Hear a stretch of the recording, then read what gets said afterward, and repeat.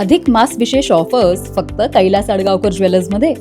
15 मे ते 15 जून दरम्यान चांदीच्या मजुरीवर 50% सूट आणि सोन्याच्या मजुरीवर 30% सूट. आजच भेट द्या. कैलास अडगावकर ज्वेलर्स, दत्त मंदिर बस स्टॉप, नाशिक रोड.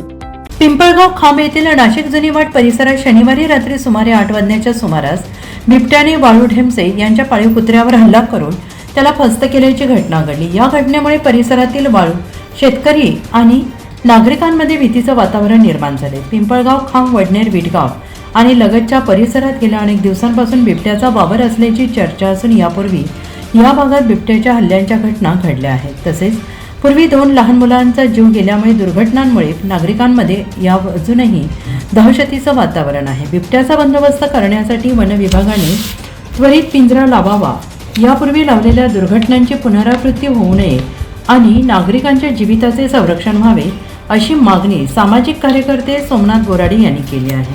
या भागात मोठ्या प्रमाणावर शेती केली जाते. वीज पुरवठ्याच्या समस्येमुळे अनेक शेतकऱ्यांना रात्रीच्या वेळी शेतात जाऊन पिकांना पाणी द्यावे लागते. अशा परिस्थितीत बिबट्याचा वाढता वावर शेतकऱ्यांसाठी चिंतेचा विषय ठरतो आहे. कालच्या दुर्घटनेमुळे शेतकरी आणि ग्रामस्थांनी पुन्हा एकदा वन विभागाकडे तातडीनं उपाययोजना करण्याची मागणी केली आहे. NCN न्यूजसाठी सचिन दिवटे, नवीन नाशिक.